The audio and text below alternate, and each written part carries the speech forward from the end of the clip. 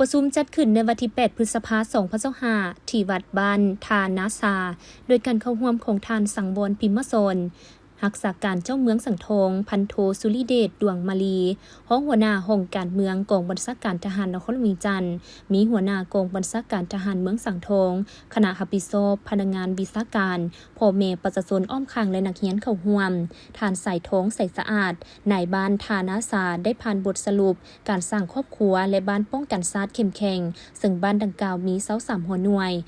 257ครอบครัว280หลังคาเรือนพลเมือง 1,172 คนหญิง599 คนระยะผ่านมาแม้นได้สุ่มใส่เวียกงานการเมืองแนวคิดเป็นปัญหาต้นต่อ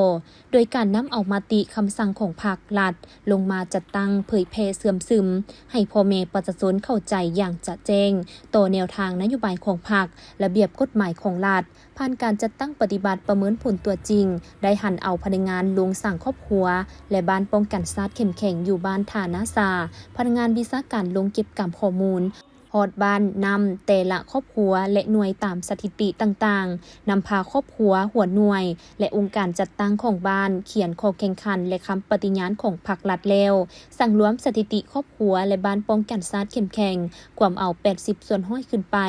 ผลได้รับการจัดตั้งปฏิบัติประเมินครอบครัวและบ้านป้องกันชาติเข้มแข็งอยู่บ้านทานาสามเมืองสังทองนครหลวงจันทร์สามารถยั่งยืนครอบครัวป้องกันชาติเข้มแข็งได้ทั้งหมดคือภายในบ้านมี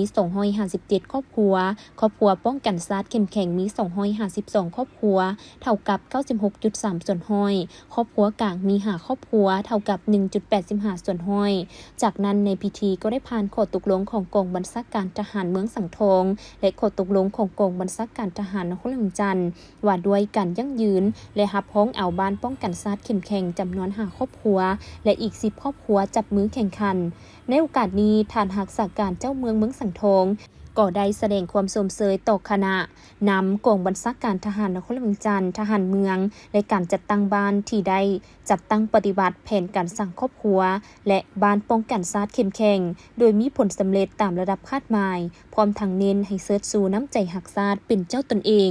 บ่ให้หลงเสือกลอุบายของกลุ่มคนบ่หวังดีให้พร้อมกันปกปักรักษาความสงบความเป็นระเบียบเรียบร้อยของบ้านสืบต่อปฏิบัติแนวทางนโยบายของพรรคแผนพัฒนาเศรษฐกิจสังคมที่เมืองและบ้านวางออกแต่ละระยะยกสูงน้ำใจเพิ่งตนเองกุ้มตนเองสร้างความเข้มแข็งด้วยตนเองทางด้านเศรษฐกิจเด็ดเดียวปกปักรักษาและเสริมขยายวัฒนธรรมฮิตของประเพณีอันดีงามของท้องถิ่นให้ยืนยงตลอดไปตอนท้ายพิธีบรรดาภูเขาห่วมก็ได้พร้อมกันเปิดป้ายยั่งยืนและรับห้องเอาบ้านทานาซาปิดบ้านป้องกันชาติเข้มแข็งอย่างเป็นทางการพร้อมทั้งลั่นของ9 บาทเพื่อเป็นสิริมงคลอีกด้วย